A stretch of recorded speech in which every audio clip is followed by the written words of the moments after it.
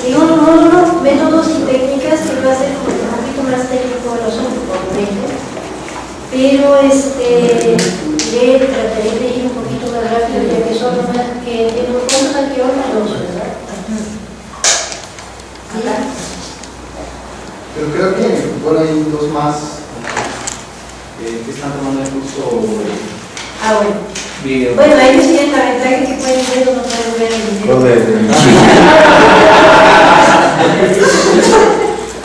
Entonces, digo, como todos van a dar el mismo PDF, no hay problema, si no pueden poner a los de larga distancia.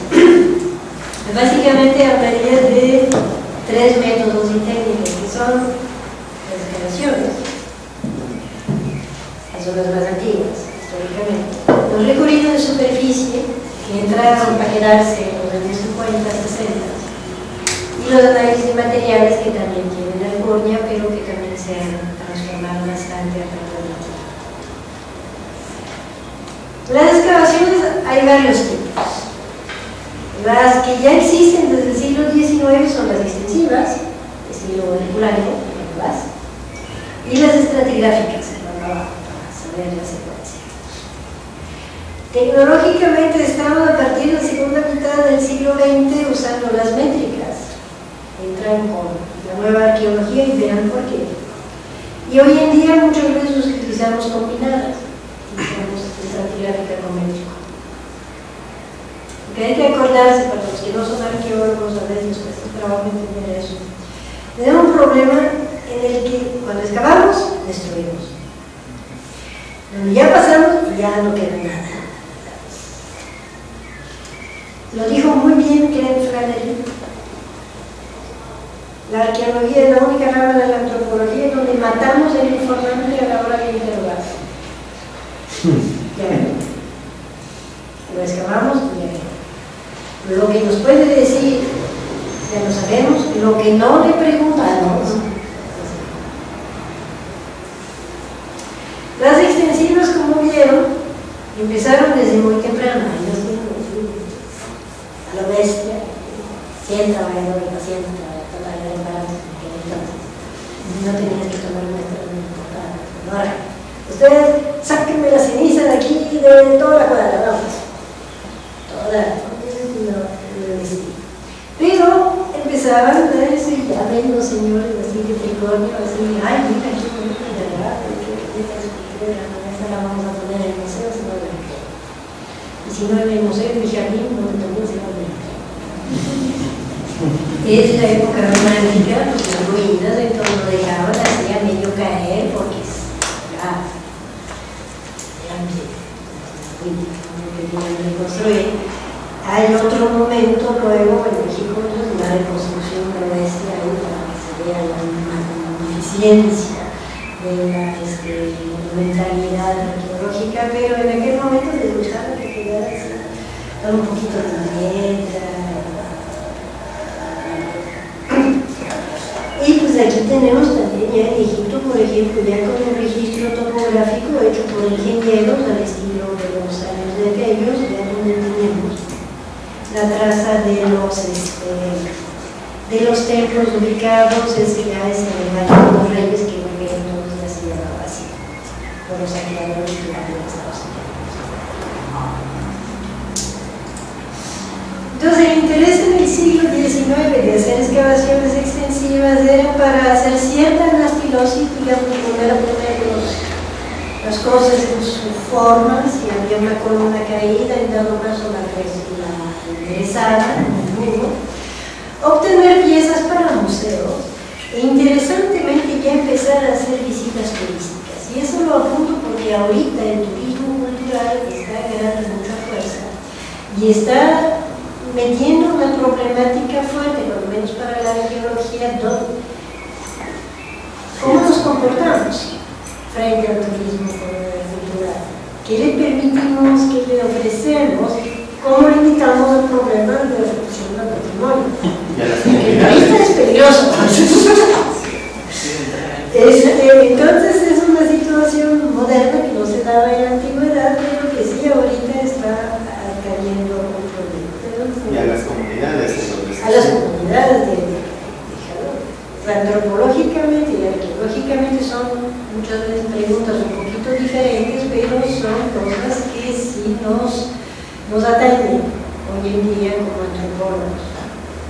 Pero vemos, vaya, el guía Baedeker para Italia, para ir a visitar el Curante, Pompeyo, a Palestina, los que van a todo lo que es la arqueología bíblica, a ir a ver ya desde los cruzadas, ahí la reina Elena, fue a ver, a ver si encontraban los pedazos de la cruz, y el lugar donde había nacido Dios, debió haber así, aquí, desde Elena, aquí, mira, aquí, esa es la roca también.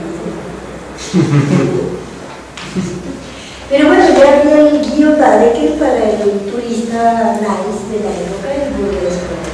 Ingresos que no pagaba, que recibía sus rentas, con permisos, se iba a pasear y con su Baedeker, unas cosas así de 500 páginas de papel, pergamino, así escrito chiquitito, podía visitar Italia, Palestina, Egipto, miren las fechas de esas guías turísticas. Ya estamos hablando de turismo cultural desde hace dos siglos. No tanto 200 años, pero sí siglo y medio. Impresionante. Lo que les decía, ese es por ejemplo parte del cementerio de Hallstatt, que se excava allá en los 1840 con ya los primeros dibujos de planta y perfil de los entierros que están todo a lo largo y ya seccionados y todo por grupos, como va creciendo y se separan los materiales asociados. A la par también desde hace mucho tiempo empieza la excavación estratigráfica. ¿Para qué sirve? Para conocer la secuencia de arriba de abajo, desde arriba abajo, porque así se excava, entendiendo entonces que lo más abajo es lo más antiguo y lo más arriba es lo más reciente, para entender los cambios de capa y para preparar la excavación extensiva. Primero vas para abajo para saber cuántas capas hay, para ver a lo que le tiras. Es decir, bueno, a mí me interesa la capa intermedia, lo que hicieron en Troya. Empezaron a excavar de Troya, de Homero, que es de Schliemann, también pusieron sus grandes escalas y entonces encontraron una capa con el incendio y dije, ya me dice que se incendió Troya, entonces la capa del incendio es la Troya de Homero y vamos a abrir eso. Resultó luego que no es la buena, eso es mucho más antiguo, que Troya se destruyó varias veces. Problema de la correlación histórica arqueológica. Y se puede trabajar estratigráficamente por trinchera o cara, a lo largo. Muchas veces de acercamiento tienes un asentamiento, tienes un edificio, pues entras desde fuera, llegas a nivel de piso y te vas como todo, derechito, hasta encontrar el arranque del edificio y te abres. Es la lógica. Se puede hacer por cuadrantes. Si tienes un montículo, lo partes en 4 y vas por cuadrantes. Vamos a ver los ejemplos. Se puede hacer por pozo, de 2 por 2, de 3 por 3, de 4 por 4, de tamaño que tú quieras, de 1 por 1 cuando se trata de una cosa más fina. Y pueden estar regados por ahí o por cuadrícula. Pasas tu cuadrícula y vas bajando. Vamos a ver cómo se hace. Lo de cuadrantes, pues ya les mostraron, es una cosa que ya se les ocurrió en el siglo XVII. Y básicamente, pues se utilizó para los famosos túmulos, porque esos son los tipos de ofrenda que están en el centro de los túmulos. Obviamente les gustaba ir a encontrar eso. Ese es, por ejemplo, un entierro celta. Ponen ahí el tipo en su sofá, si quieren, con su arma y su flecha, todos sus ropas finas, brazaletes, collares, cinturón, armas, zapatos, los cuernos de caza todo alrededor, aquí un gran caso de cobre en el que hacían el ponche de los... Aquí su carruaje con todo lo que necesita para la vida y muchas veces aquí los 2 caballos sacrificados por acá. Entonces su casita, lo cierran, lo llenan de piedra y lo cubren de tierra. Entonces cuando ya dicen ya vamos a empezar a excavar seriamente antes de saquear a lo bestia, entonces trazas una cruz, ¿no? Y entras, hasta que empieces a encontrar la orilla de esa cosa. Y entonces ya puedes abrir por cuadrante, y lo mejor es abrir aquí y luego acá. ¿Y eso por qué? Porque entonces tienes la estratigrafía completa y común de tu edificio. Aquí lo ves, como dice, del lado recto, y aquí tienes el lado verso. Lo puedes empatar, lo haces en el espejo. Entonces tienes toda la estratigrafía de aquí hasta acá. Puedes quitar todo el resto, se puede hacer no solamente para montículos, elementos que están a lo bajo, también se pueden hacer en cuadrante, puede ser un registro muy fino. No se utiliza mucho en América, no sé por qué, tenemos un montón de montículos, no vamos bien usarlo, pero aquí como que no pego. Tenemos los túmulos para que vean todo el norte de Europa hasta Inglaterra. En Italia los etruscos también hacían túmulos y les sacaron ese sistema porque casi todo tiene metieros como los acuarios, que es así como que ganoso en la época del siglo XIX, ¿verdad? Los pozos, pues tenemos uno también muy temprano, aquí que ya les mostré, te agarras un tramo ahí y vas para abajo. Vas registrando las capas, les das un número y ya puedes decir, miras lo que son las profundidades, ya puedes analizar el material según la capa que tiene. Ya para los años 30, que quieren hacer las cosas serias, sobre todo en Mesopotamia, Mortimer Wheeler, retro, obviamente, que pasaba el arqueólogo, decía no hay una manera buena de excavar, porque el estudio siempre hay, pero hay muchas malas maneras. No right way of digging with organic boundaries.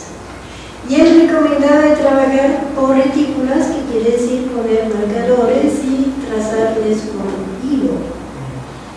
Puede ser de 1 por 1, de 2 por 2, de 3 por 3. Y esa es una variante que deja testigos. Entonces haces tu cuadro, pero cada vez dejas un testigo entre cuadro y cuadro que te permite cotejar tu estratigrafía en los 4 sentidos para saber dónde vas.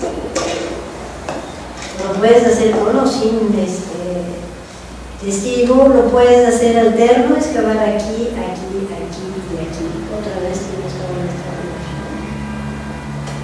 Y te cuesta menos trabajo. Si encuentras algo bueno, ya te puedes dar eso. O puedes hacerlo extensivo, como vemos aquí, están bajando a un nivel y ya se van haciendo más profundo y se lleva el registro por cuadro y nivel. Digamos que son las técnicas que empiezan en los años 30 y que empieza a generalizarse. Según ahí los más dedicados pueden usar criba. Depende de lo que estás excavando para saber si vas a usar criba o no. La criba es muy tardada, vas a generar un montón de material, y si estás excavando un relleno de 3-4 metros que tiene el tamaño de una cancha de fútbol, dices, bueno, para aquí voy a cribar. Pero si estás en un piso de casa, entonces dices, no, sí, aquí sí voy a cribar todo para recuperar hasta el municipio más ínfimo, porque no estoy en un relleno, estoy en un contexto primario. Esto será con una teoría de esas sospechas. Pero siempre hay que ponderar, la arqueología es un quehacer lento y caro. Y como sabemos, el dinero nunca alcanza. Entonces siempre hay que encontrar el justo camino entre ¿para qué tanto me va a alcanzar el dinero para hacer una temporada que me van a dar para 2 meses o 3 meses, porque después empieza la temporada de lluvias y me tengo que ir, porque empieza la temporada de calores, me tengo que ir dependiendo de dónde estás, en Egipto, te conviene trabajar en invierno. Y aquí también porque está seco, porque el tiempo de lluvias. que le empieza a llover a la Veracruzana con esa cosa y te quedas ahí con la cosa de la cuenta que al otro día ya se colapsó completamente.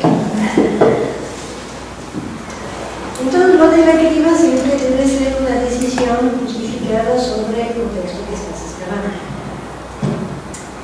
La nueva arqueología, eso de percibir cambios de estratigrafía son subjetivos. Uno va a sentir un cambio aquí, el otro va a sentir un cambio. Entonces, eso no es objetivo. Yo quiero que la arqueología sea una ciencia. Entonces, no es porque fulanito dice, mira, no, es que es un poquito más arenoso, es un poquito más arcilloso, que por aquí hay un cambio de estratos. ¿Lo vamos a hacer? El sistema métrico. Yo hago un cuadro de 2 por 2 y bajo exactamente 10 centímetros o 20 centímetros. Tú decides la profundidad, pero de ñac, ñac, ñac, ñac, ñac. Perfectamente. Plomo, perfectamente a nivel. Y usas tu gemada y usas tu nivelito, entonces tienes niveles perfectos. Y vas rebanando siempre la misma superficie, misma profundidad. O sea, ahí no hay pierde, es perfectamente objetivo. Y entonces eso te permite que recorres su material con nivelito. Entonces puedes manejar tus materiales estadísticamente y les aplicas una prueba de significancia. Si hay muchos, si hay pocos, si se relacionan o no.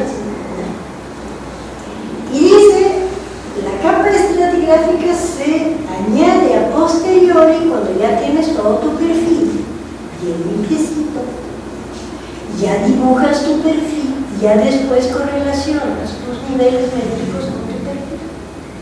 Después. Pero ¿qué pasa? Evidentemente las capas que depositan los humanos no son perfectamente ni verticales ni horizontales. Ese es el sistema. Tienes tus niveles, cada 10 centímetros. El nivel absoluto y aquí tus niveles. Primero, 1, 2, 3, 4, 5, 6. Los vas separando por rebanada de 10 centímetros. Y luego, bueno, ya tienes tu perfil, lo dibujas. Ya luego tratas de pegar uno con otro. ¿Qué pasa? Evidentemente hay unas cosas que atraviesan los niveles. Y en algunos casos, como esas lentículas finas, como la F1 y la F2, van a estar repartidas en 3 niveles y revueltos con el nivel de arriba y el nivel de abajo. Entonces, a manejo estadístico tendrías que tirar a esos que están revueltos, pero que muchas veces son los más interesantes.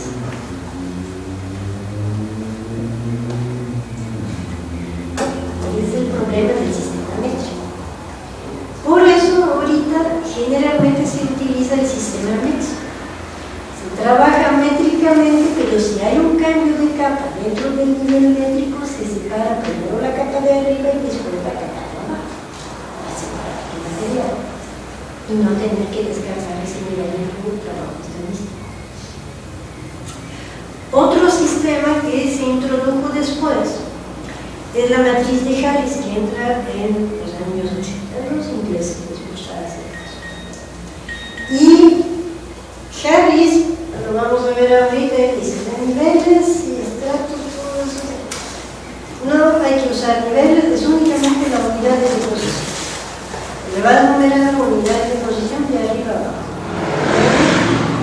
Unidad de deposición del mismo contexto, de la misma textura, todo eso es un solo nivel y lo demás. Pero ahí sí hay que saber excavar muy bien.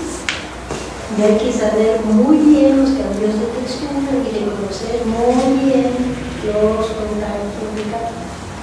Y otra vez regresamos al requisito de que uno se entrene antes de poder excavar. Sistema métrico, pueden salir de la escuela y pueden aprender a hacer métrico. Cualquiera puede ser métrico. Un trabajador del campo aprende a trabajar en métrico en mediodía. Eso sí tiene vínculo, es objetivo. La estratigráfica requiere entrenamiento en la región con los ambientes, humedades, sequías, el tipo de sedimento para empezar a ver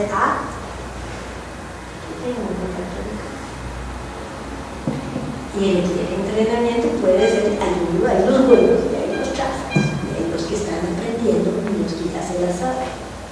Entra otra vez el factor subjetivo. Lo que también entra a partir de los años 70, 80 es la percepción del fenómeno espacio-temporal. Antes decía uno, yo excavo al estilo Pompeyo, quito la ceniza y ya encontré la paz. Está todo tal cual. Desde Schiffer que dice, no es cierto. El contexto arqueológico es una cosa. No es el resultado directo de lo que quedó cuando el humano abandonó ese material que estoy encontrando. A través del tiempo, desde ese momento de abandono, que puede ser hace 100 años, o 1000 años, o 1.000.000 de años, ocurrieron toda una serie de procesos naturales de colapso de elementos, de penetración de raíces, de microorganismos, de la tusa que te atravesó tu capa y sos una reguera de cosas. Me ha tocado encontrar una madriguera y una salida de conejo desde un tiempo clásico, que había tenido su madriguera en un estrato preclásico de ello. Pero la reconocí y la pude separar. Toda esa perturbación la pude ir siguiendo. Y ella decía, ya. En vez de ser más chiquita, se hacía más grande. Eso lo enseña Schiffer. Cuidado, lo que encuentran va a haber sido alterado por una serie de procesos afonómicos propios de fenómenos de sedimento, de erosión, de animales, de microorganismos. Entonces, cuidado, deben tener la percepción esta antes de empezar a interpretar su material. No es porque aquí encontraron un pedacito de sílex, hay que ver si ese pedacito de sílex está en el lugar donde fue depositado y no se desplazó hasta el piso de una raíz que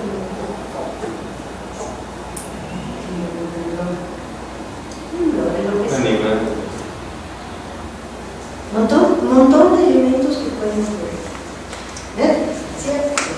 Y va a depender de la región donde están trabajando, el tipo de sedimentos donde están trabajando. No les va a pasar lo mismo en Alaska como en Veracruz, no les va a pasar lo mismo en Egipto como en la provincia de China. Entonces, todo eso se tiene que ver en su contexto local, climatológico y paleoclimatológico. Puede ocurrir un diluvio en tu capa 5 hace 1000 años. Todo eso se tiene que analizar y entender antes de empezar a interpretar los materiales asociados. Esa, por ejemplo, es la matriz de Harris. Entonces, el tipo S empieza a excavar de lo que es visible, de arriba para abajo, y los levanta con unidades de deposición. Y luego analiza las unidades de deposición y las va marcando en fases constructivas.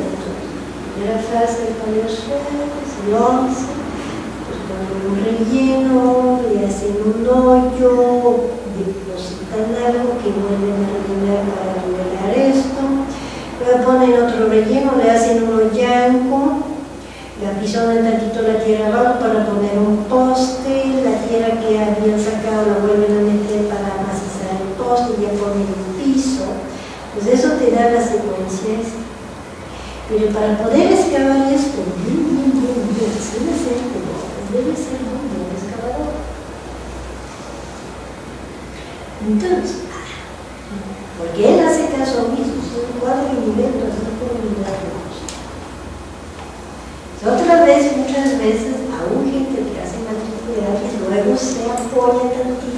con lo métrico y con lo estratigráfico utilizando cuadrícula para no errar, porque es uno observa cosas y ya no.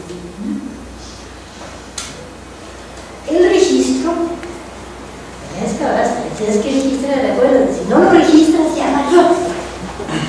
Lo que les decía mis alumnos, yo prefiero una mala excavación con un buen informe que una buena excavación con un mal informe.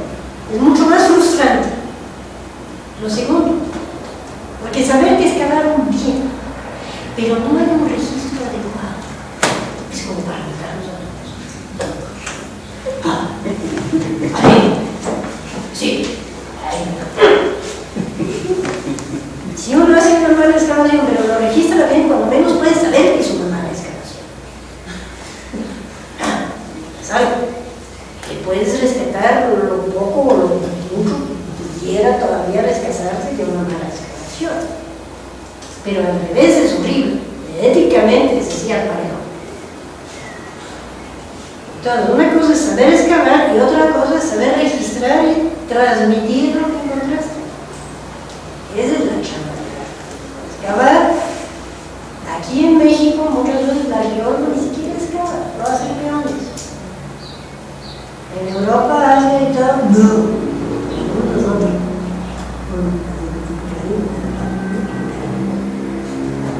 Bueno, para todos. Eso de tener peones, ese es un concepto muy mexicano. Yo he tenido alumnos que me salían de la carrera para practicar. ¿Y cuántos trabajadores voy a tener?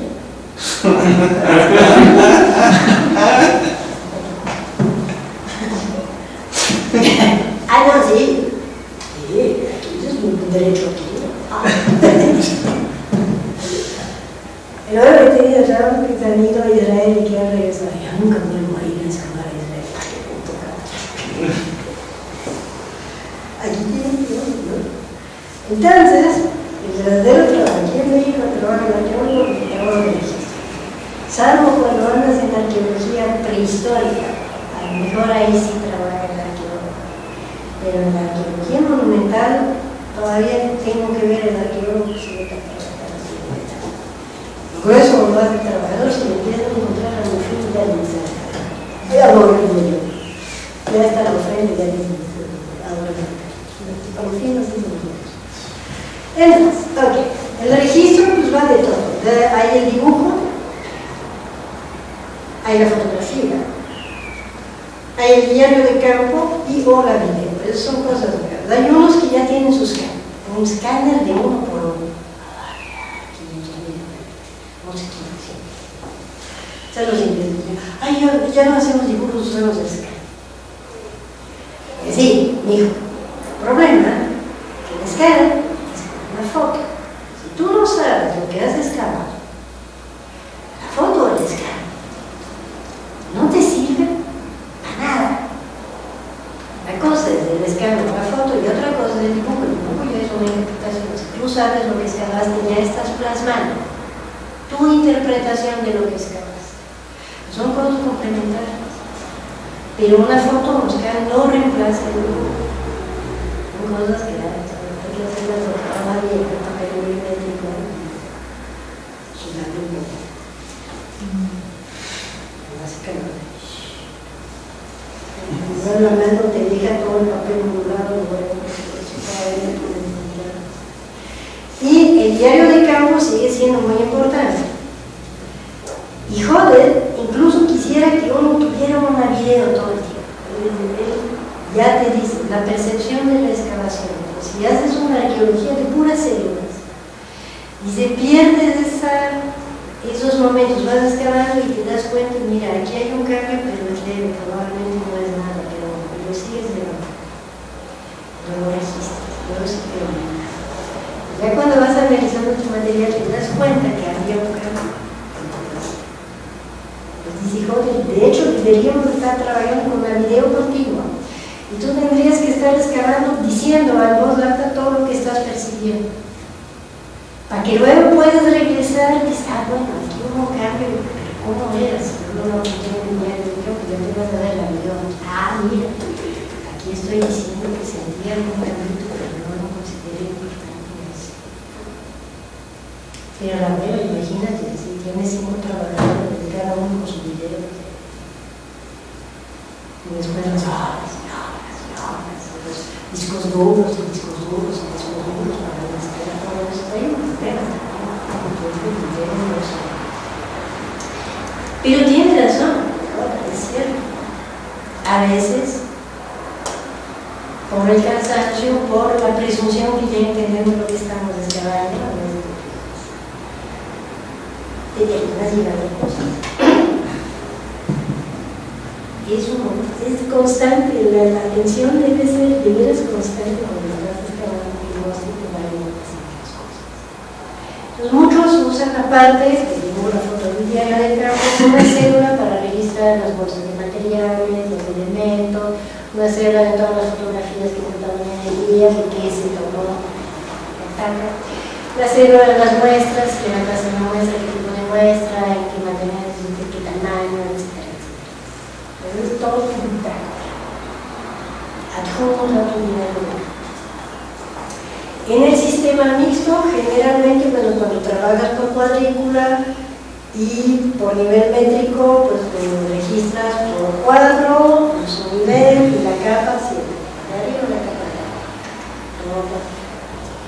En la matriz de Harris se hace de una vez por la unidad de composición.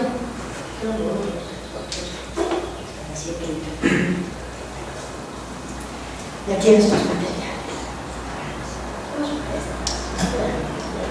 Todo bien modificado,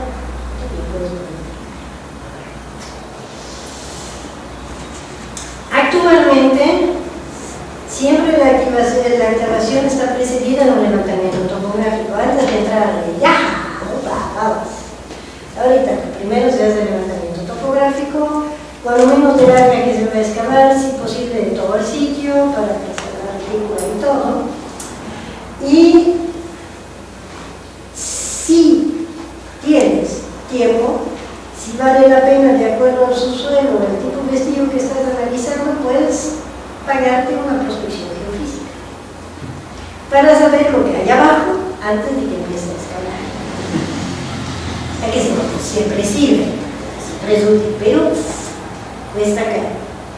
Y está muy bien si dices que vas a buscar restos de casas de piedra en un terreno que no es muy pedregoso.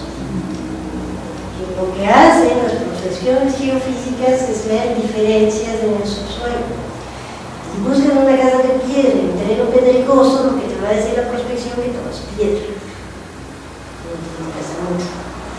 Si eres como yo, que trabajas en Veracruz, donde la arquitectura es de tierra y todo es planicie costera, la prospección geofísica te va a decir dónde hay tierra entre tierra. Es muy difícil. Te puede marcar donde hay un horno de cerámica. Entonces todo depende de las oportunidades. ¿En qué la hace la prospección geofísica? Esa la hicieron en el proyecto Tlaloca. Sergio Gómez nos mostró las imágenes de cómo hicieron la isla y bueno, para ese proyecto resultó fantástico. Eso sí, y Linda lo usa cada rato ya en hay varios momentos. Voy a empezar con el levantamiento topográfico y luego lo que digo, sí lo estoy, no te parece. Antes del levantamiento topográfico se hace nivel 80 de ustedes probablemente los arqueólogos me lo aprendieron. Ahorita ya se pasaron en la estación total. Yo todavía aprendí con nivel. Y sigo usando el nivel función para que, de hecho, es todavía más preciso con la estación total para medidas horizontales, pero no es versátil como la estación total. Ahorita toda la gente ya es una estación total es un teodolito electrónico que no mide una barra numerada, sino refleja sobre un prisma o refleja directamente sobre la superficie. Es un sistema láser. Entonces tiene el ángulo y la distancia y ya entonces ya puedes meter lleno y entonces la computadora te baja todos los puntos y ya así. Se puede usar fotogrametría, voy a mostrar el trabajo de ese colega aquí.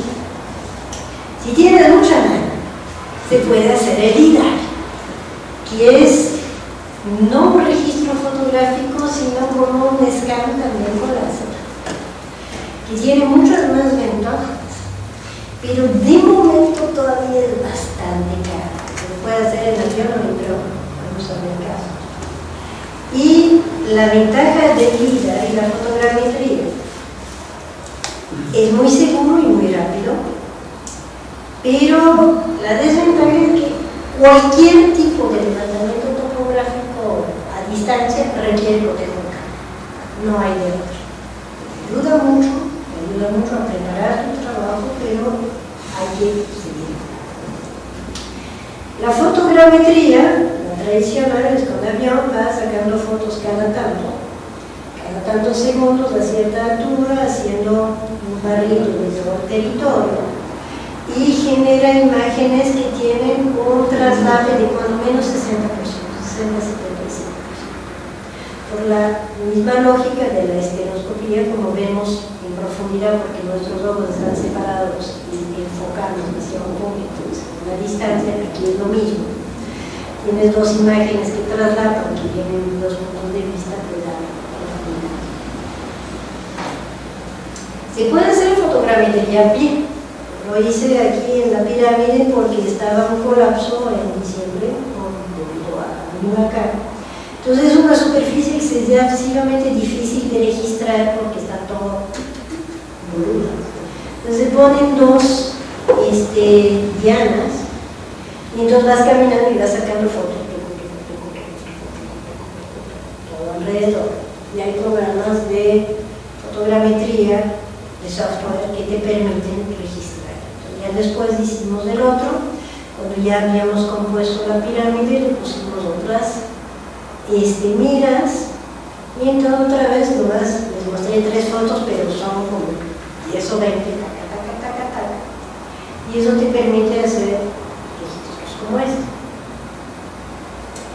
Pero entonces vinieron con un aparato mucho más sofisticado, un pequeño helicóptero ahí, un dron, que trae la cámara por debajo, y entonces tiene la ventaja de que puedes volar alrededor y encima de todo el vestido.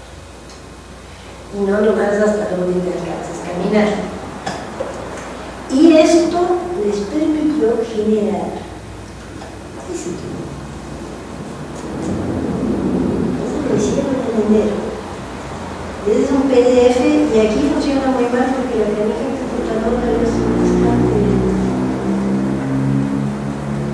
lenta, más de medio. Hay que esperar un tiempo. Pero el PDF se puede mover, entonces un modelo tridimensional que puedo voltear. De frente para arriba puedo volar encima. Entonces eso me permite hacer el dibujo de planta, los alzados, y generar un registro del deterioro de las fachadas. La medida de tierra que encontramos allá en el mueble de cosas. ¿En dónde? Está cerquita de la ciudad de Veracruz, a 10 kilómetros del sur del pueblo, 6 kilómetros tierra adentro, sobre el río Cotasta, que es el que sale del río. Si entras por el río, viene el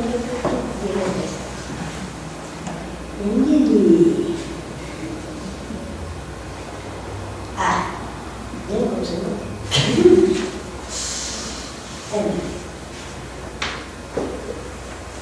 Sí, tú puedes.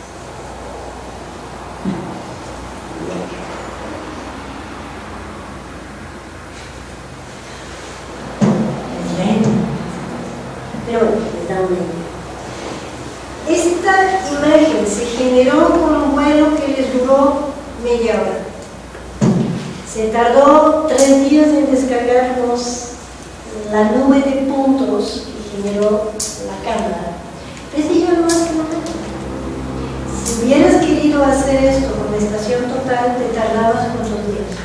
Pues no sé, yo recuerdo que fueron menos, bueno, un vuelo como de 15 minutos, yo creo. Por eso el vuelo fue corto, pero hacer el mismo levantamiento. Con esa calidad de detalle, Ajá. no sé, yo creo Con estación total. un día y medio, 6, 8 horas, no sé, solo para esa área. En términos de eficiencia de tiempo, ¿Tienes el extenso, el gigante? Sí, si no, no voltear esas cosas. ¿El imagen en JPG? ¿Este es el video? No, en JPG. No. Esperaba que fuera así como que mejor, más rápida la máquina, pero normalmente la tengo así, porque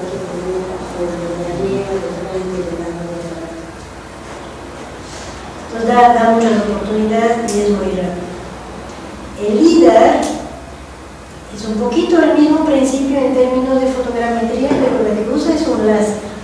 La gran ventaja del LIDAR usa el pulso. Entonces manda un láser para abajo que mide. Y la ventaja es que mide los diferentes niveles, que puede medir la copa de los árboles, pero también te penetra por entre los árboles hasta la superficie.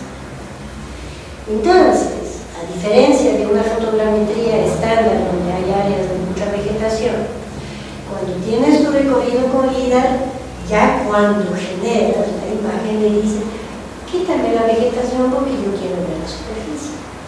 Y te muestra la superficie sin la vegetación. Está a todo dar. Está revolucionando completamente lo que es el patrón de asentamiento de la zona maya. Todos los lugares donde hay selva alta, que la única manera de hacer recorrido de superficie antes era hacer brechas con machete y 2 metros de ancho,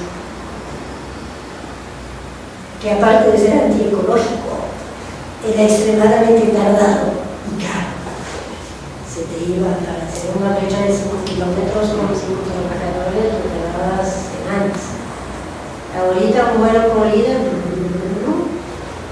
un día tienes 500 kilómetros cuadrados a nivel de suelo, con un detalle de 5 centímetros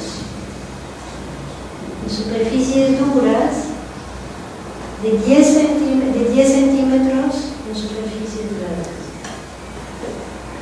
y en términos horizontales de 10 a 20 centímetros en todo el. Y se pueden hacer más finos. Ya hay LIDARes más finos, depende si vuela más bajo, tú ya puedes hacer el pequeño a secuencia a esa altura para tener mayor precisión. Pues a todo dar. Pues una hilera de piedra, a veces, un contorno de una casa, si hay piedras, un montículo de medio metro de alto.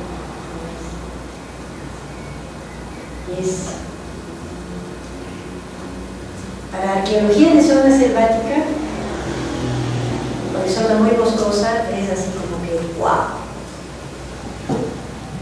Es cara, pero en términos de inversión de trabajo de otra manera te vale la pena. Y aquí pues marqué los tipos. Hay un LIDAR fijo donde es como una estación total y básicamente le vas disparando a cosas. Está el móvil terrestre que se puede montar sobre algo móvil, un carro o algo que va a marcar. Está el móvil aéreo que puede ir en dron, helicóptero o avión. En dron está todo dar es el que Gerardo Jiménez aquí en la foteca tiene que con los $100,000.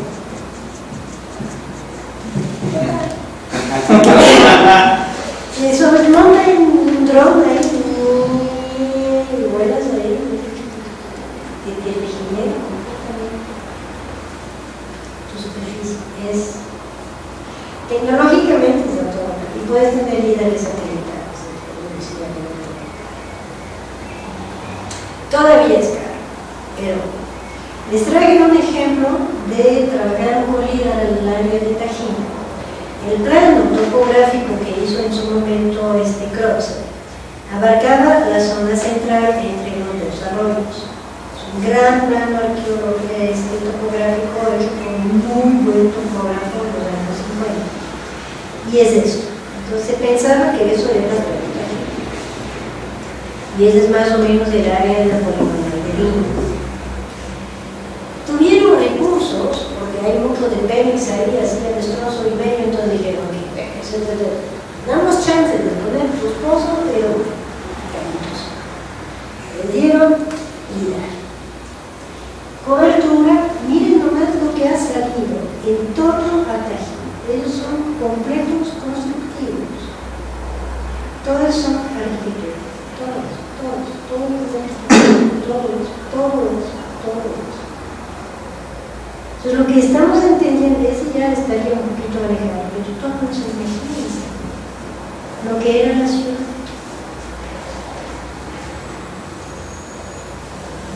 Olvidar eso, todo está con vegetación, ¿no? Botaron la vegetación, aparecieron todas las casas rectangulares, piedra,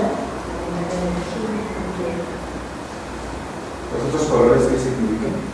son las altimetrías. Lo rosa es lo más bajo, lo azul el intermedio, el verde es más alto y el cafecito la altura más. Entonces en rojo pusieron todo lo que son los elementos arquitectónicos, digamos, humanos.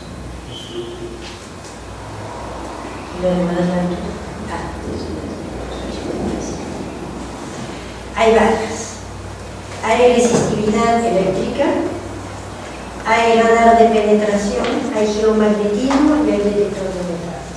Básicamente son diferentes procedimientos, trazas un recorrido en tu terreno y lo vas trabajando. Resistividad eléctrica, pones dos puntos eléctricos de lado y lado, mandas una corriente y entonces el aparato mide la resistencia entre los dos electrodos. El georadar también es un sistema de pulso de penetración que van midiendo si hay irregularidades o regularidades en el terreno entre un punto emisor y un punto receptor. Geomagnetismo, sobre lo mismo, nada más que mide el magnetismo debajo de la Tierra, o la Tierra tiene un magnetismo distinto al suelo o algo así. El detector de metales para encontrar metales, directamente. Pero justamente ayer me platicaba una arqueóloga que trabaja en la zona de Jalisco, que hay un área ahí donde hay bastante metalurgia y complejo hasta atrás, y que esos sitios están saqueados porque la gente pasa con metales. Oro, cobre, muy común en Europa. Dinero, las ranas, siempre la ilusión del tesoro. Lo bueno que el sistema legal en Europa te permite, si encuentras el tesoro, es tuyo. No es como aquí que te lo quitan por ser bien de donación. No, ya. Puedes meter al banco. Un ejemplo. En una zona cercana a Teotihuacán, un área de cultivo posclásico, hicieron la resistividad eléctrica cada, no me acuerdo, creo que cada metro, y miren lo que apareció. Esa cosa medio rara aquí, muy rectangular, que ya hicieron es un patrón natural. Y cuando ya fueron a excavar, miren lo que encontraron. Qué bonito te ayuda en el mejor de los casos el uso de la protección geofísica. Obviamente es esta poca profundidad y está bien contrastado con el subsuelo. Entonces, digamos, es un caso bonito donde funciona muy bien la protección geofísica. No sé en este caso. En esa situación, pues, es para mostrar que donde tú estás exactamente donde quieres ir a excavar y ya anticipas de una vez cuáles van a ser los espacios, entonces ya sabes, aquí ya puedes anticipar dónde vas a poder ir rascando, porque ahí ya estás adentro y ahí afuera, ya puedes tomar muestras, adentro, afuera. Esas son las excavaciones. Segunda técnica, otra vez. Entonces, tiene una vertiente técnica y tiene una vertiente teórica. Ahorita se usa bastante como técnica, pero todavía está el trasfondo que hay que tomar, que es un estudio de patrones. Una técnica para localizar en superficie esos materiales de un periodo. Vas caminando y vas viendo vean en las superficies. No te metas para abajo. Lo puedes aplicar a todas las escalas, lo puedes hacer a nivel de sitio, a nivel local, a nivel regional o a nivel suprarregional. Depende del tiempo y del dinero que tengas. Básicamente, y de la pregunta de investigación. El objetivo es registrar otra vez el registro, el universo del vestigio observado en superficie. A diferencia de la excavación, si un trabajo de superficie está más registrado, no es el fin del mundo, porque se puede volver a registrar, siempre y cuando no quede perturbado el territorio. En zonas urbanas o de infraestructura o áreas de población dinámica hay que tener más cuidado. Sanders trabajó todo el Valle de México en los años 60 y registró cientos de sitios. De esos solo sobreviven, creo, el 40%. Los demás estuvieron cómodos por el crecimiento de la sociedad de México. Ya valieron. Lo único que existe todavía es el registro que hiciera en gremios de los estados. Y en una letra te lo verán. Entonces sí lleva consecuencia, pero digamos que si uno se da cuenta que el trabajo de los asentamientos es como mal hecho, lo más un poco más de lo que uno dice.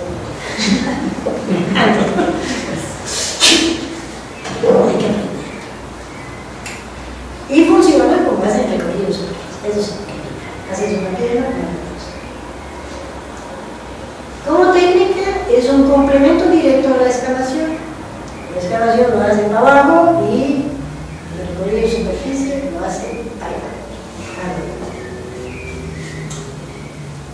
La ventaja es que cuando ya sabes todo lo que hay en superficie, puedes prever mejor dónde quieres excavar. Una técnica útil previa a la excavación. Proporciona información sobre la profundidad cronológica de tu ocupación, porque vas a tener materiales más antiguos y materiales más recientes y materiales muy recientes. Vas a saber más o menos qué rango cronológico estará abajo. Te da una idea del tipo de asentamiento, si tienes montículos o no los tienes, si son grandes, si son chiquitos, dónde están, si hay terrazas, si están en planicie.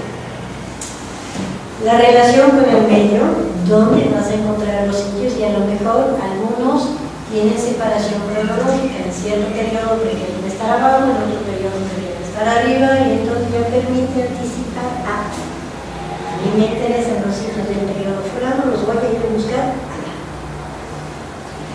Como teoría, la premisa básica que la manera en que nos asentamos en el territorio refleja nuestro nivel tecnológico y nuestra organización sociopolítica. Es la premisa. Viene derechito del materialismo histórico. El medio ambiente condiciona la manera en que te vas a asentar de acuerdo a tu nivel socioeconómico y tu nivel tecnológico. Habrá una relación directa. Deriva de la premisa, observar la naturaleza y la distribución de los vestigios permite entender la forma de vida y su forma de sociedad. Si uno es cierto, entonces lo más viejo es del siglo XIX, es decir, cuando ya los gobiernos mandan a los ingenieros ver hacer el registro de todo lo que hay en el país para saber cuáles son los recursos y la riqueza de la nación. Y se inspira en la parte europea con el trabajo histórico directo y la cotejar lo que son la cartografía y las fuentes de buscar los sitios, y la tradición antropológica de Estados Unidos, donde ya están relacionando formas de sociedades etnográficas con ciertos tipos de medios ambientes. Aquí tenemos al Dr. Julian Stewart, que es el que desde la antropología establece lo que se conoce como ecología cultural, relación cultura y ecología. a partir de casos etnográficos, pero que es maestro de dos arqueólogos que van a sentar las bases para ese tipo de trabajos, que es Gordon Willie y James Scott. Gordon Willie no tiene su apogeo de grandeza. Hace esa definición de patrón de asentamiento. Lo dejo que la lea.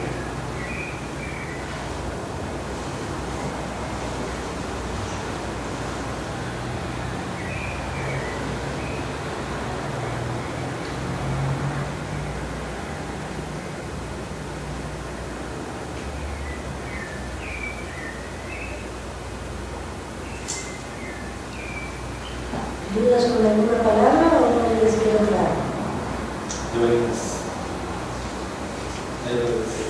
Duermes, las viviendas.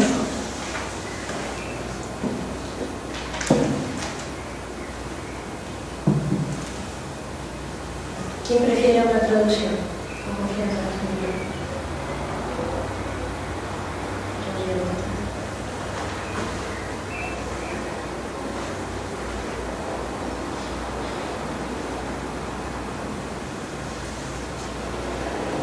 Palabras operativas son las necesidades culturales, cultural needs. El patrón de asentamiento está condicionado por la necesidad cultural de la sociedad. Por eso va a reflejar valores humanos de inserción en el paisaje. El material asociado nos va a permitir entender cómo se organiza la premisa. Él empieza en Perú y después se jala a Belice.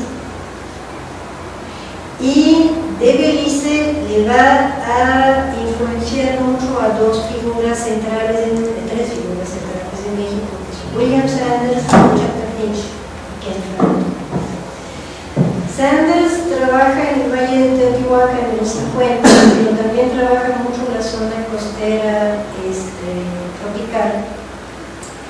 McNish viene a buscar el origen de la agricultura en Tehuacán, con Flannery todavía como su alumno. Y luego se independiza Ken Flannery ya en los 70, finales de los 60, y se va a trabajar al lado de Oaxaca. Brevemente revisarles las grandes figuras del patrón de asentamiento. Sanders empieza centro de Veracruz, luego hacia Teotihuacán, después se va a Tabasco, a Quintana Roo y a Joral. Y la comparación entre los dos lo llevan a decir que hay un determinismo ecológico para que haya una complejización de la sociedad, que hace un sistema estatal, como el caso de Teotihuacán. Tiene que ser en el altiplano, no puede ser en áreas tropicales bajas. ¿Por qué dice? Porque en un ambiente tropical no se puede intensificar la agricultura. Si no puedes intensificar la agricultura, no puedes dar de comer a más gente, no puede aumentar la demografía. Si no aumenta la demografía, no puedes alcanzar el umbral de presión demográfica para pasar a un sistema de organización más complejo. El altiplano está más seco, requieren intensificación agrícola, por eso inventan estrategias agrícolas de intensificación hidráulica. La organización de la gente para crear esas obras hidráulicas requieren un sistema organizativo ahí de cómo hacerlos, a su vez genera un excedente que permite que crezca la población y que siga haciendo obras hidráulicas generando un excedente que va a acaparar la clase explotadora. Y ahí presto ya está como sistema. Dice, en el trópico no se puede porque depende del arroz entero. Cada quien tiene su lotecito, toma su selva, cuando ya se agota, tiene que destapar un pedazo de selva junto, y ya tiene que andar a esperar no sé cuántas veces que se regenere, entonces no puedes intensificar. Por eso no puede haber sistemas complementarios. Esa es su propuesta. Y sigue pesando muy fuerte la arqueología de México. Todos los que trabajan en la zona tropical están en contra, obviamente. Porque los mayistas saben que tienen que estar. Los del Golfo sabemos que tienen que estar. Pero muchos todavía no lo creen. Porque tenemos sistemas jerárquicos, tenemos clasificación agrícola, tenemos todo lo que es momento demográfico. Pero él no lo cree. Magnish trabaja en Tehuacán y Flanel en Cali. Entonces, aquí, él viene con su determinismo ecológico, dice que no puede haber estados en el Magnish se va a Tehuacán, tiene todos sus volúmenes, para decidir cómo es la transición de los sistemas cazadores-recolectores a partir del Holoceno al inicio de la agricultura en el ambiente seco. Y él está de acuerdo con Sánchez, dice, en el trópico no puede iniciarse la agricultura porque hay selva. No puedes sembrar maíz bajo los árboles. Es una gramínea, la gramínea necesita tener terrenos despejados. Porque viene con la idea de la domesticación agrícola del maíz. Él busca maíz, dice que no se puede domesticar maíz en la selva porque no tienen los espacios abiertos necesarios para una zacate. Y entonces debe ser en el altiplano donde la gente está en el ambiente seco.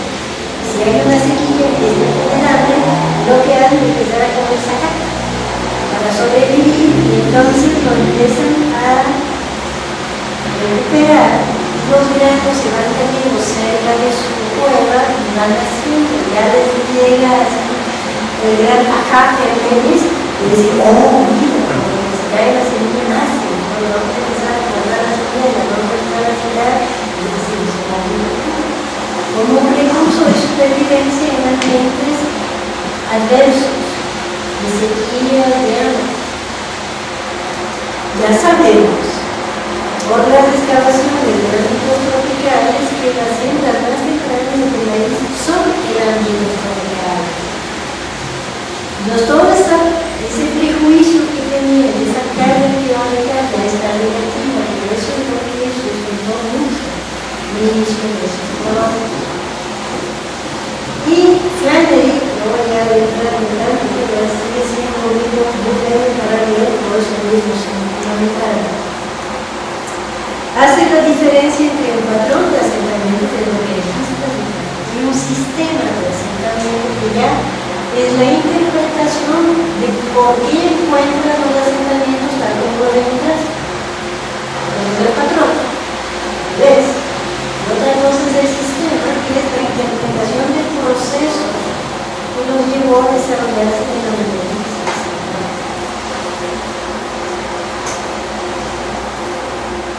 La metodología la voy a pasar relativamente rápido. Hay una serie de tipos de recorrido, hay reglas para delimitar el área de estudio, hay una variabilidad en la definición de la unidad mínima de registro de hallazgo, hay una serie de condicionantes, hay problemas con la observación de material de superficie, procedimientos de registro y verificación. Tipos de recorrido arbitrario cuando vamos a mirar o básicamente una vereda de un multitud y empiezas a meterte para ver tanto que hoy en día ya tienen un GPS, ya pueden dar un GPS, pero no pueden saber más. Antes queríamos hacer. Ese es lo que llamaron a un momento los recorridos de parabrisas. Hasta tranquilamente el editor dice, mira, aquí hay algo. Así como que no hay una planeación. El otro tipo de recorrido es el piloto. Cuando ya sabes que vas a hacer patrón de asentamiento en una región, ya tienes idea de cómo hacerlo, vas a ese territorio y haces un pequeño pedazo según el método que quieras hacer para ver cómo se comporta tu método de interés. Para que puedas calcular qué tanta superficie vas a poder recorrer, qué tanto material vas a encontrar, qué tipo de material vas a estar disponible. Y eso ya te permite establecer un único de los sistemas. Voy a tener 3 temporadas de campo, de 3 meses de campo, primero voy a poder hacer una superficie de campo llamando. Quiero saber información sobre una reforma que yo digo algo estadístico, lo quiero hacer intensivo, supongo que lo voy a hacer, y algo por transferir, por todos los sistemas que se pueden, pero ya lo hacen de una manera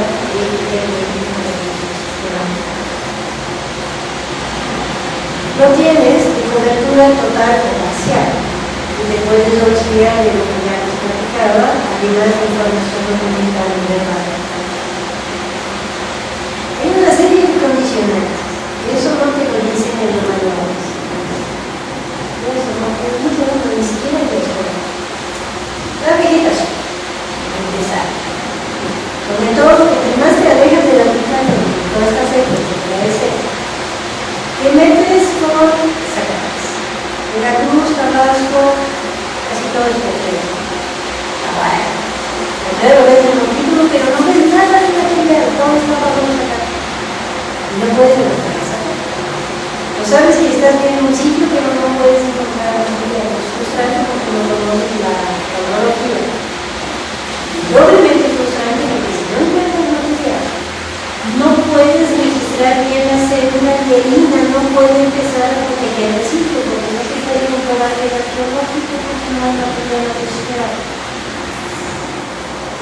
Y eso lo voy a utilizar en el aspecto de la sistema.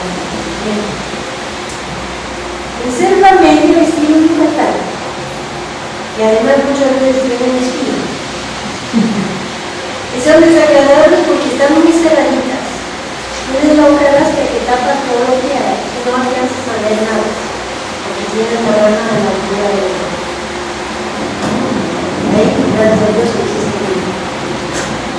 La selva alta, estilo Palenque, da mismos problemas, porque de hecho no hay mucha matorral debajo de la selva alta, son los troncos que lo alcanzas a ver bastante lejos. La hueva sigue la hojarasca abajo, pero vas canalizando y sientes piedras y sientes cositas que pueden ser eso, y luego sientes cositas que pueden ser bichos, pero no ves nada, tienes que empezar a limpiar. Y el problema, al revés, no hay vegetación. Lo que encuentras probablemente no está en su lugar. Porque lo más probable es que se ha erosionado, porque no hay ninguna vegetación que no esté en su lugar. Pues si estás tan bien en una pendiente, lo que estaba aquí, pues ya lo tienes acá. Entonces, ¿dónde lo vas a registrar? Lo vas a registrar aquí donde lo encuentras, pero vas a tener que decir lo más probable que es que lo de aquí, de aquí. Todo tiene problemas. En un terreno así, tienes problemas de perspectivas y tienes problemas de ruido. Si haces un transecto, si es una planicie costera toda, en líneas, dos líneas, cada 20 metros, a toda la para ir derecho, ahorita por GPS me imagino en esta. Pero cuando no había GPS, no me acuerdo. Y el GPS funciona hasta donde hay una torre de medidor. No tiene lugar de ciego para él, nada vista. La ocupación moderna también es una buena. Porque tú vas y había un pueblito así, regresas 2 años después y el pueblito se hizo un pueblo, pero ya está liberando y avanzando un montón de cosas que te acordaban haber visto y ya no existen. Como siempre, la limitación del presupuesto. Trabajar en superficie es un trabajo cerrado, la excavación también. Pero arqueólogos no hacemos nada. Cosas que se volvieron más candentes, por eso nos puse en rojo actualmente. Que ahorita ya no es suficiente que traigas el permiso de función en la arqueología para que te den pasar. Ya con los sectores, ya son propietarios. Me debería pasar porque estoy trayendo.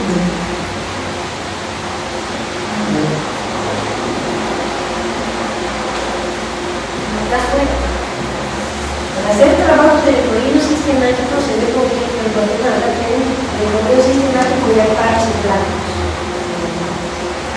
Y es que no hay ocupación ahí, no es que solo es una hacienda y no podemos comprar. Eso ya está empezando a creer. Antes no había problema, el papelito de vida entraba. Y la verdad que deben entrar, no puedes hacer el sistema. El INA ayuda y puede ayudar, pero para fines legales no son suficientes para empezar a procesar el procedimiento de educación. Y desgraciadamente, recientemente las condiciones de seguridad en muchas partes de México no ya porque no hay condiciones de seguridad suficientes. Porque hay un ruido, desaparece, que no piensa de ayudar,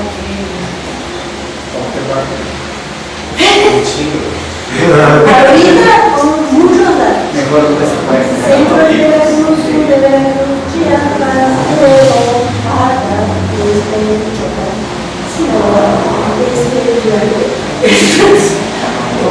Chihuahua.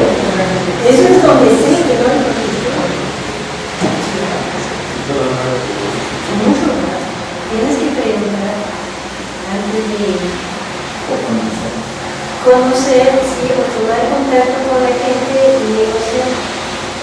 Un amigo mío se llama el trabajo de rescate a Sinaloa y el jefe de campo nos presentó a las autoridades de los narcos hacia el exterior. Esos son míos, vamos a trabajar allá. Todos los días deben trabajar y regresar. Más de 7 días con ellos y en la noche toque de queda. Todo el mundo adentro. Trabajó 3 días muy bien, sin problema. Se puede, pero hay que conocer las condiciones y hay que ajustarse. Esos son ejemplos de disciplina. El terreno recién arado es bueno siempre y cuando le haya origen. Si no hay origen, no es nada. Ser una media es un asco. Porque tienes perspectiva y ves realmente su beneficio. Un potrero te ayuda porque ves el montículo. Y si hay un cortecito como aquel lado, acá podemos dar a 4 horas, cuando el correo es menos horario, podemos ver esto. Y luego lo opuesto, por ejemplo, los grandes edificios de tierra que cortan para hacer ladrillo, pueden ver aquí el primer piso, que tenemos el mismo nivel de construcción. Una gran plataforma y aquí grandes niveles de aficionados. Y como hacen los libros, digan cómo hacer aquí cada libro, que no se habla porque falta el libro. Pues ya hacen montones y tú haces escuelas. Registras en estratigrafía, pero estás viendo cómo distribuyen el equipo.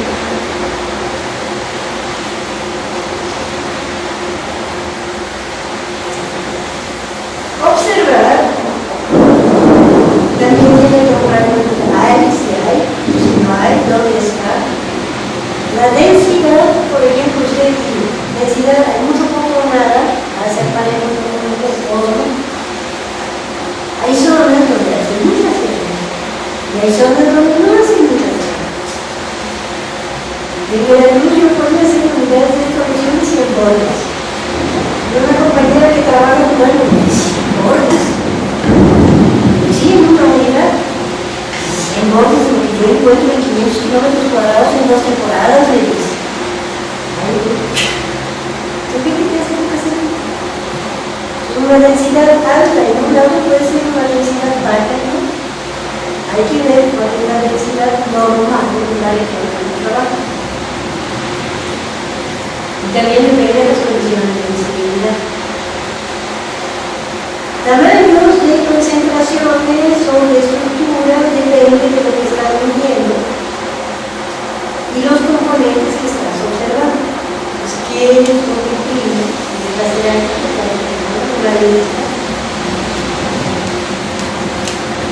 ¿Cómo vas a registrar los materiales otra vez?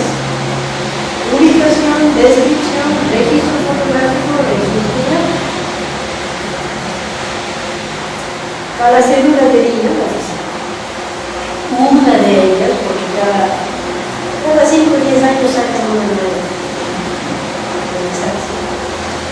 Pero evidentemente son cosas que no son suficientes, son cosas determinadas hacia una producción legal del municipio. Pero que para el juego lo que tienes aquí es que contra la destrucción potencial, la disposición, materiales de construcción, valores del sitio, de la tierra, número de estructura.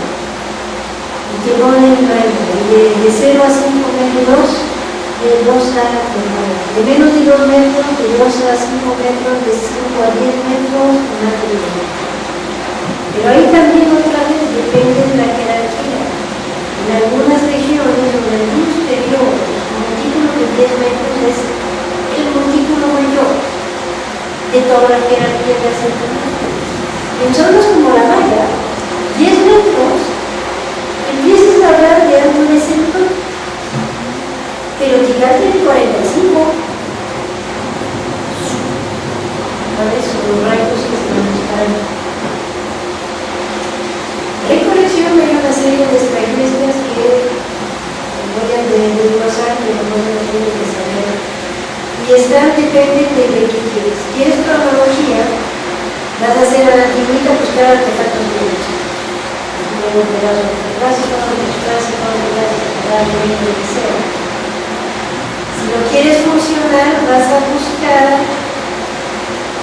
combinaciones de elementos recurrentes que podrían referir que son áreas de alimento, de reproducción, tienen como doméstico, o si te vas a lo ideológico, te va a interesar si podrían extraer las cosas de árboles. Tipos de recolección, oportunista lo que es. Cuando hay mucho zacate, es lo que puedes hacer, lo ideal. Arbitraria es cuando levantas únicamente cosas hierbas que te parecen hierbas. Tu opinión, puedes hacer recolecciones completas por unidad de superficie. Bueno, aquí hay una concentración, trazo un cuadro de 1 por 1, levanta todo lo que hay ahí. La ventaja de eso entonces que puedo comparar en el catálogo para ver si hay más o hay menos o si es el mismo material o si no. Lo que permite hacer estudios comparativos y cualitativos más finos. Lo puedes hacer por unidad de actividad. No trabajar de uno por uno, sino decir yo quiero encontrar hasta 100 dólares. Tratas un cuadro de 1 por 1, alcanzas 20 dólares. Abres otro cuadro de 1 por 1, alcanzas 50 dólares. Vas abriendo más hasta alcanzar los 100 dólares. Entonces, eso te permite evaluar 100 dólares en qué superficie ofrece la densidad del material con la superficie. La variabilidad de acuerdo a una unidad medida de 100 dólares. Puedes empezar a ver si es más líquida que cerámica, o si hay más conchas, o que es más frecuente en las tipologías, 100 dólares ¿qué? Si son 100 dólares de olla, o si son ollas de cajetes, o si son puros horneros. Todo eso te va diciendo cosas diferentes sobre lo que era un estilo. Todo eso es posible. Otra vez, procesar la información. Hay que establecer categorías, superficie, número de estructuras, tamaño de estructuras, tipo de estructuras. ¿Cuáles son los parámetros? Numéricos o cualitativos. ¿Tengo montículos chicos, medianos y grandes? ¿Cuál es el rango de chicos de medianos? Los tengo de 1 metro por 2 es el número ancho alto. Ancho largo alto. Puede ser numérico. Hay cosas que no pueden ser numéricas. Pirámides y canchas de pelota son cualitativos. Hay o no hay. No presencia o ausencia. Todos esos son parámetros que definir. Cuando ya tienes tus categorías de parámetros, los metes en una base de datos, los puedes manejar esta base. Y los puedes pasar. Y información también a nivel espacial, utilizando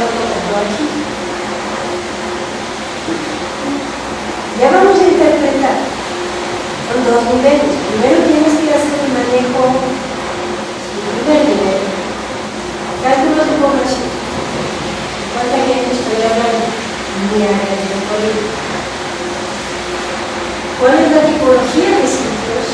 ¿Cuál es la jerarquía de sitios? El tipo de sitios que hay como temporales, aldeas, centros, más llanos. ¿Cuál es la jerarquía?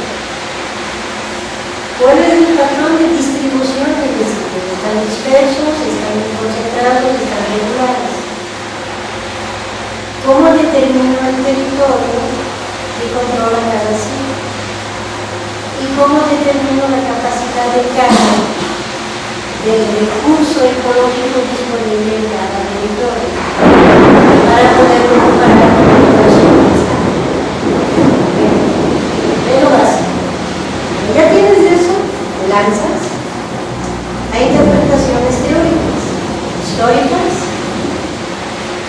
de complejidad social, económica o política, claro, de materialismo histórico y de o te lanzas al estudio del paisaje si lo que te interesa es al respecto del simbolismo, percepción del paisaje.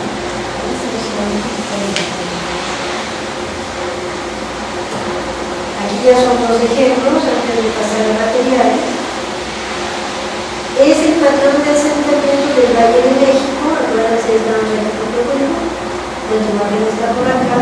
Esos es el preclásico medio al final del preclásico, justo antes de que surja el gran golpe de Teotihuacán, el periodo de Teotihuacán. Vamos a ver la primera.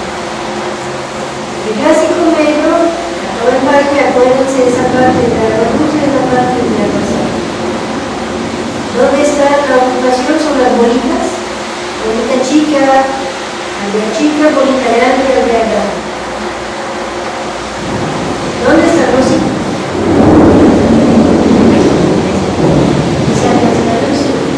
La bolita. ¿O dónde hay más bolitas?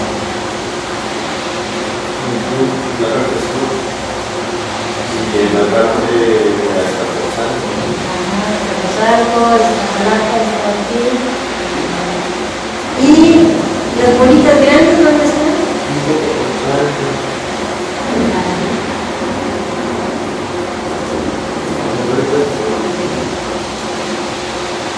O sea, serían las más grandecitas, serían estas. Aquí casi no hay. Para empezar hay muy pocas bolitas y no hay grandes. En un siguiente momento, ¿qué está pasando? ¿A dónde se fueron las bolitas? Todo hacia el este. Aquí casi las dejaron abandonadas, de aquí casi no hay nada. ¿Ese es Coihuilco? Coihuilco está aquí y aquí está Ituano. Las dos bolas grandes que ya son más grandes que las del clásico, entonces ya estamos hablando de cosas más tonales. Una bola de aldeas que casi que todos se cargaron sobre el este. Y hay dos desarrollos mayores, que uno está en el sur y el otro está en el norte. Ni siquiera sé si podría haber contacto visual. Está muy limpio, bueno, hoy en día ya no, eso sería imposible, pero habría que ver un aquí. Si hubiera sido posible ver de la pirámide de Coihuilco a la pirámide de Teotihuacán.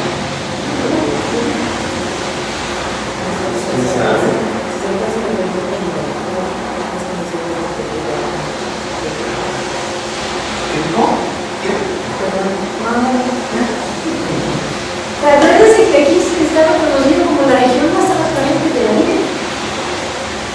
Y cuando está muy limpio el aire se ve muy bien. Pero es la altura de los. No, la altura de los. Es que mira, aquí está muy bacadita no estaba la lava. No estaba la lava, entonces básicamente Coihuilco está en la orilla de la laguna y está viendo sobre lo que es el valle del río San Juan. Pero bueno, con aquí se debería poder. Y entonces, en el momento inmediatamente posterior, ¿qué pasa aquí? ¿Para dónde se fueron los asentamientos? Esa mancha grandísima. Esto es la mancha de territorio. La mancha urbana de 22 kilómetros cuadrados de ciudad. ¿Para dónde se nos fueron los molinos? Y aquí llegas. Era una cosita, hay una aldea que importa encima de este puente que veía una cosa linda. Esa es una súper pequeña ciudad. Que no hay ninguna manera de que todo está bien, etc. Y todo lo que hay alrededor son pequeñas aldeas, bastante alrededor de este número valle y un poquito más grande.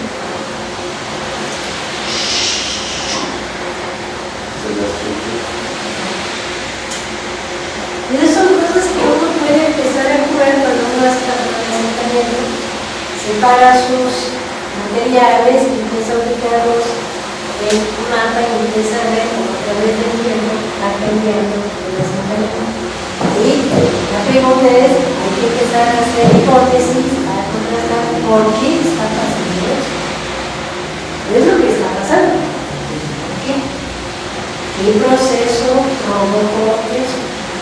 Aquí sí, siempre dijeron que el crecimiento de la ciudad se generó a través de la atracción de la población del valle hacia la luna. Porque el crecimiento es tan rápido en tan poco tiempo que biológicamente no es posible que la población crezca tan rápido. No se reproduce tan rápido. Hay una curva de crecimiento poblacional que llegas a todo el norte. Debe haber habido otras cosas. Otro caso es el Valle de Oaxaca, que es el Clásico medio y el Clásico tardío.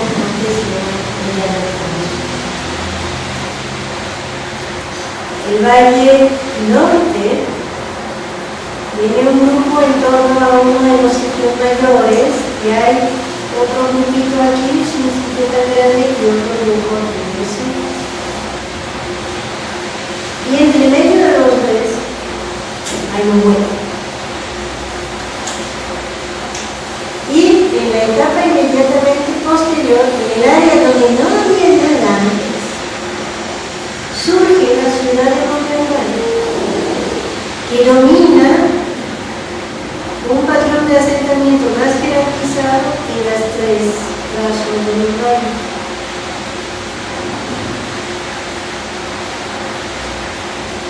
Ha habido muchas propuestas de interpretación.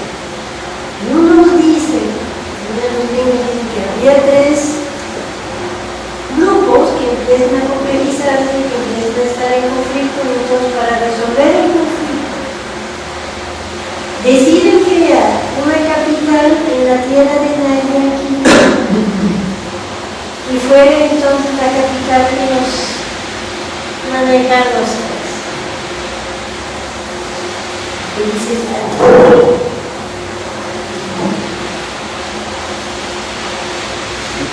Lo que sí, Monterrey está en un peñasco y requiere de la agricultura de los valles alrededor para nutrir a la gente que está finalmente viviendo allá. No es un lugar útil para la agricultura, pero sí es útil en términos de referente geográfico y simbólico, verdaderamente del valle. A mí no me hablan cuando uno está hablando de la siempre al gobierno. El ballet está en el templo de la institución de la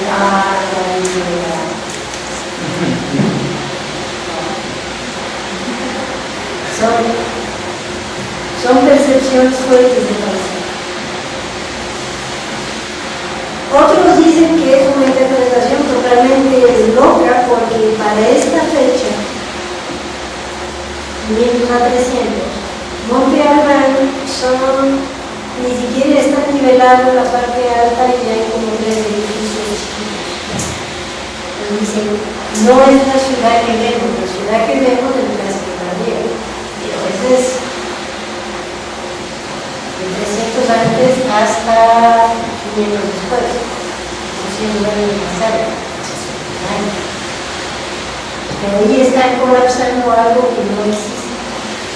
Esa bola verde que ponen ahí para bloquear más no tiene un referente arqueológico comprobado por las excavaciones de México.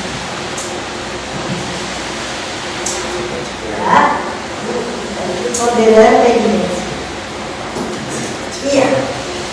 El último apartado que va a terminar el análisis la clasificación psicoanalítica, la tipología es dentro de ese orden una lógica jerárquica. Si tienes poco material, no tienes que pretender hacer una tipología, porque la tipología necesitas una masa crítica que te permite tener suficiente variabilidad para empezar a saber cómo se ordena. Entonces, desde que empezó ahí con su piedra, bronce y hierro, y la tipología tenemos ahí Pitt Rivers, que es de los primeros trabajos míos de organización socialista. Y hacen cosas, claro que tenían poco material, se podían divertir. Ese es sobre la guerra primitiva. Entonces, parte de la idea que el arma absoluta es el bastón. Que toda el arma deriva del bastón, la paz. Que hagas una rama y la rompe. Que se ragas un batazo ahí al desierto. Y que a partir de esto desarrollaron. Entonces, como lo ven aquí, a partir del bastón, se desarrollan diferentes tipos de mazos, garrotes, con cabeza pesada para que sea más efectivo.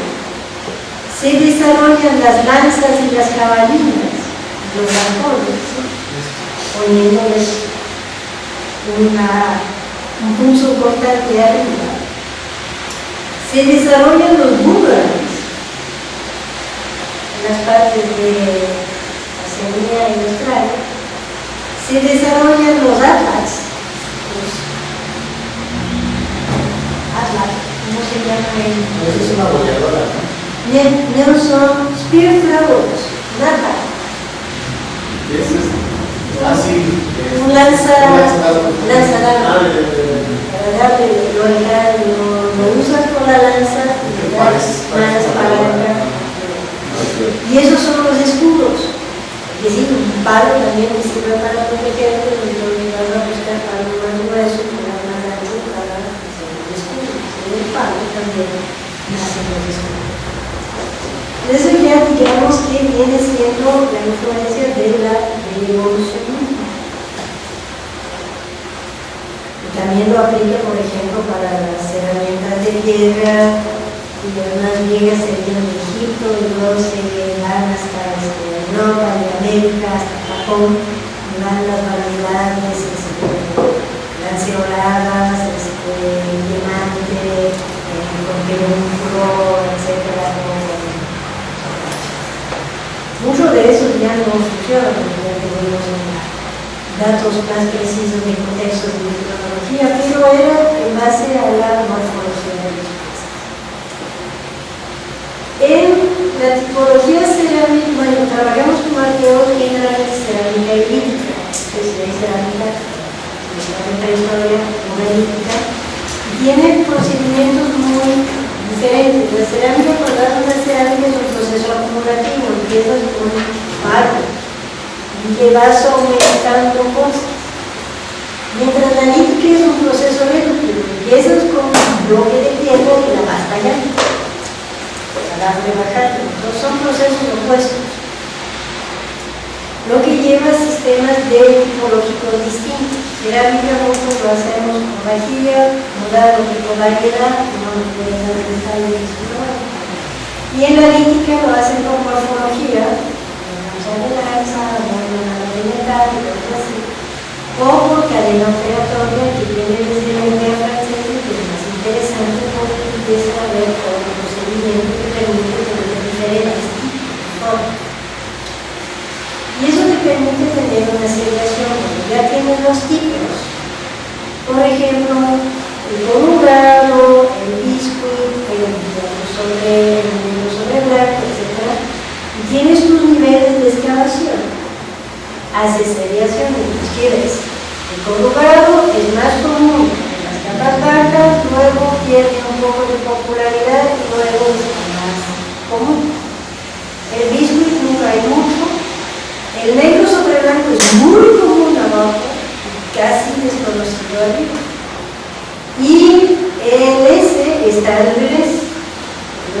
desaparece ese aumento. Y el otro no existe en las cartas francas, únicamente en las cartas francas. Entonces, ya tienes eso, puedes decir, si encuentro en superficie materiales negros sobre blanco, estoy en una etapa temprana. Si encuentro un barniz de 3 colores, sé que estoy en una etapa tardía. Si encuentro que los daños, según la proporción, voy a saber más o menos que acabó el principio de la radiación cerámica. Lo mismo es otra cosa que permite en la tecnología hacer la cronología relativa. En los niveles más abajo, en el intermedio, el título y arriba los antes ocultados. Entonces, todos esos niveles que corresponden a este estrato corresponde a ese tipo de cerámica intermedio, que es el título superior. Otra vez una segregación que permite relacionar ciertos tipos de cerámicas con ciertos momentos cronológicos: antiguo, intermedio, tardío. Y así, entre más cerámica tienes, más estrategias tienes, vas amarrando todo un sistema de segregación cerámica.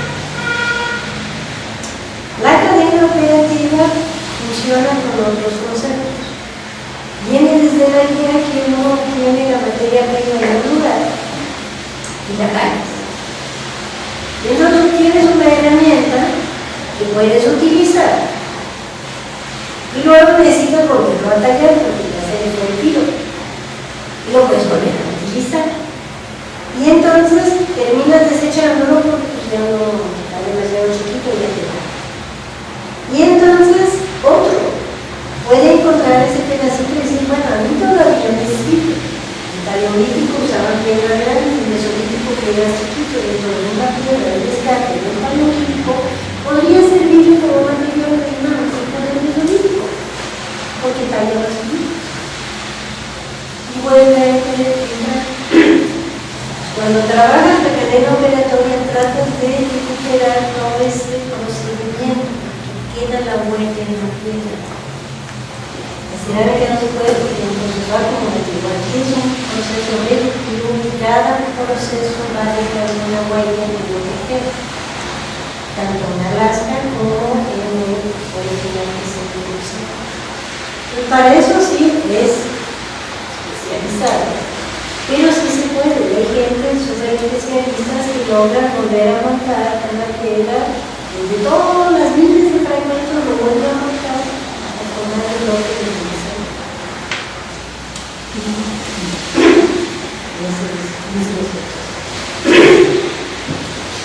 de esos son los tradicionales, pero digamos desde la segunda mitad del siglo XX para acá tenemos un mundo de técnicas de las ciencias duras que nos ayudan.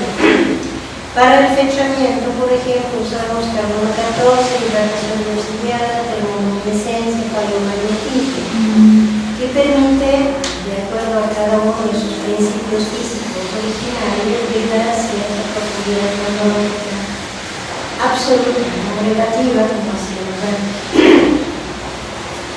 Para proveniencia se hacen estudios de microscopía o de composición molecular a nivel de elementos traza, como son la activación electrónica y el píxel. Y para la composición de cerámicas, de piedras, se puede utilizar petrografía o también composición molecular a nivel de huellas de traza. Se ha desarrollado también mucho los estudios de los restos humanos para definir dieta o crecimiento de enfermedades. Ese es un libro maravilloso que salió hace 2 años de Linda, donde estudia un conjunto de Teotihuacán y aplica estudios de material, para procedencia, composición, técnica de manufactura, para fechamiento, para población. Puede saber si son gente que nació en un lugar y llegó a Teotihuacán como migrante, el tipo de dietas, comen una dieta de lo que se produce en el valle de Teotihuacán, si tienen recursos de fuera, si son dietas abundantes o si de veras les tocaba la cintura porque era un poco y no lo pensaba más para el figurito. No les voy a empezar a explicar por qué es carbono 14 carbono. Si tienen interés en el libro de Enfield, que he explicado en Wikipedia, seguramente lo encuentran sin problema.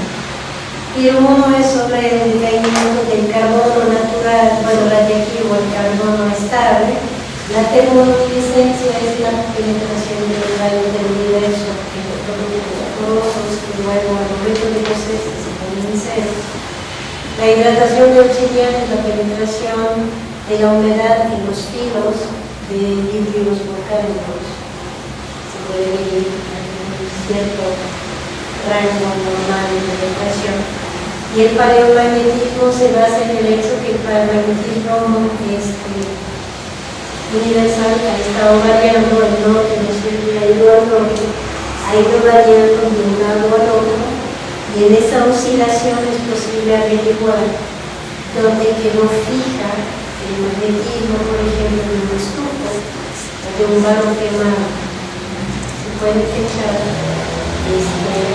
hacia dónde apunta el magnetismo de una estructura o de un artefacto antiguo y ver a qué momento de la oscilación puede rebasa nuestro propio entendimiento, pero son posibilidades para fechar. Para el paleoclima y paleobiología tenemos un montón de estudios botánicos, biológicos y sedimentarios que pueden apoyar construcciones. Esa es, por ejemplo, una propuesta en la zona maya. Son perfiles botánicos que pueden fecharse con la estratigrafía geológica y las fechas de carbono 14, entonces lo más antiguo es aquí, lo más reciente es acá.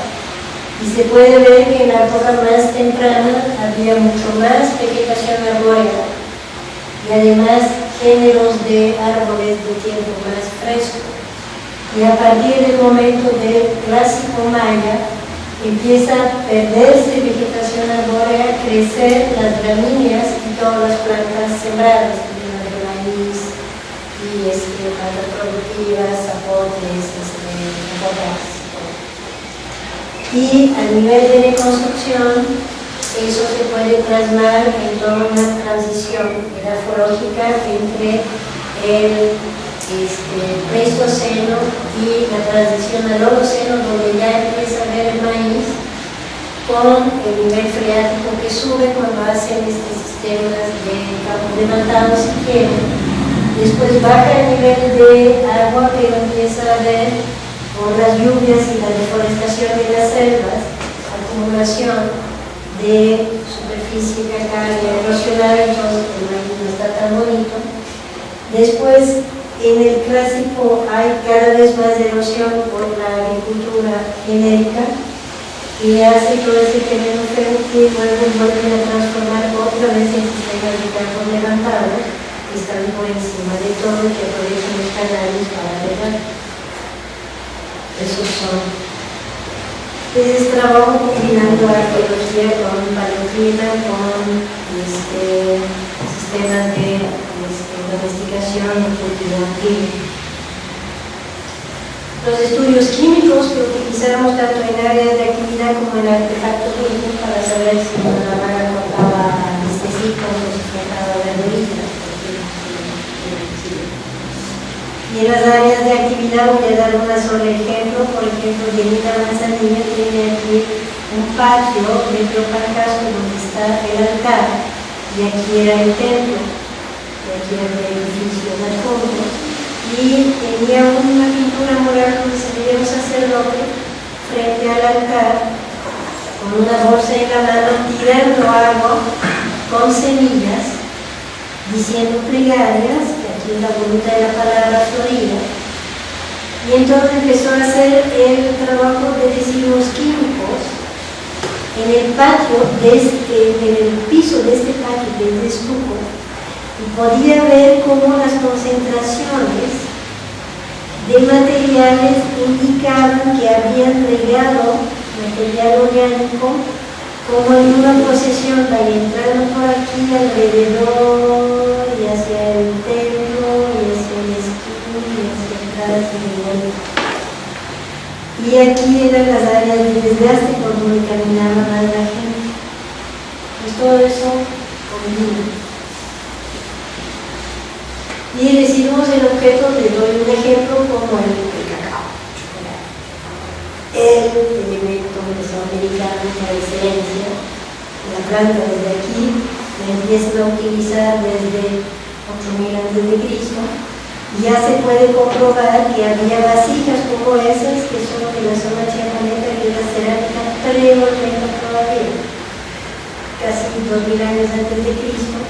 Y encontraron fragmentos tanto en la zona chiapanesa como en Veracruz, donde por cromatografía de espectrometría de masas pudieron comprobar que ya hacían chocolate. Entonces, en términos de comportamiento cultural, el chocolate es como que uno de los grandes rasgos que aglutina lo que son los mesoamericanos. La industria del chocolate se hace en la zona tropical porque no puedes sembrar chocolate más que en zonas de selva alta, caliente y húmedo. Pero todo el mundo toma chocolate. En Teotihuacán, en todo Cali, los mayas toman chocolate, es parte de la forma de ser del mesoamericano. Y tan importante es el cacao que después, para la época postclásica, cuando llegan los españoles, describen cómo el chocolate es dinero. Puedes pagar algo por dinero, algo vale tantos gramos de cacao de chocolate. Es ya el concepto de una unidad de dinero. Un guajolote que vale tantos y una pieza de algodón que vale tantos es un dinero. Y hacen dinero falso, porque hay los caninos que lograban, guardan el polvito, le meten barro, lo vuelven a tapar y entonces hay dinero falso, lo dice Sahagún. Hay falseadores de dinero, porque guardan el polvito para hacer chocolate y lo venden a pan, si no ven negocio. Nada, impresionante. Ya, lo último que lo que se está imponiendo ahorita a nivel de la arqueología, ya está la última imagen en un video de 1 minuto, sobre los sistemas de registro integral. Cada vez más hemos estado registrando de manera estadística en tablas y todo, y ahorita a través del desarrollo de las computadoras, de la capacidad de las computadoras, estamos usando cada vez más los sistemas de registro espacial que permite enlazar todos los niveles, desde el nivel de si lo quieres, te lo mando, ya es gratis, hay unos que permite dentro de un plano espacial ir metiendo toda la información de superficie, de excavaciones, de restos químicos, todo con links a documentos escritos, a fotografías, y ya integrar en un solo documento toda la información que uno quiere. Y porque está un poco complejo explicárselo a los americanos en un cortísimo video que dura 1 minuto y medio, y con eso ya termino no quiero descargar nada. O sea, es inglés pero va lento.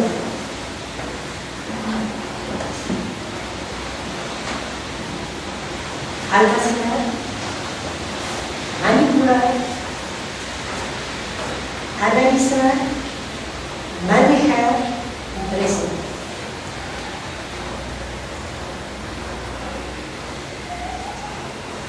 Primero haces una referencia, otras formas de denominación y metes autónomos, eso va a ser una diferencia.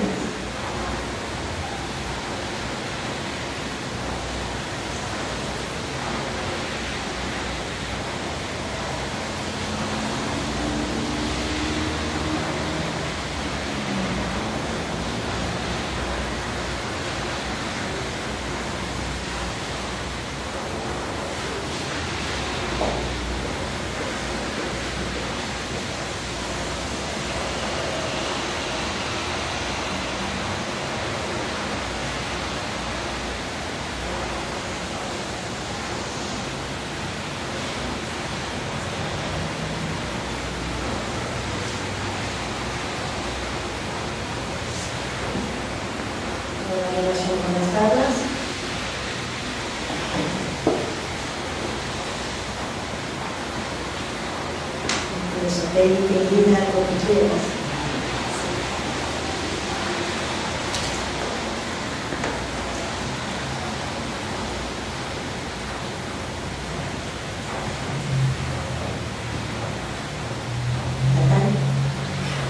Muy breve para darles una idea de qué puede ser, y después se puede llegar a completar.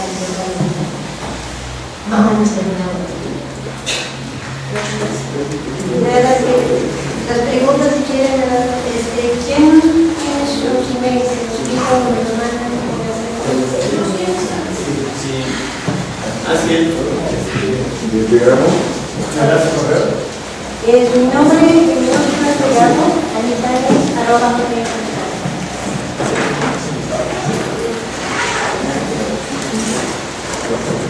Nos vemos el miércoles para la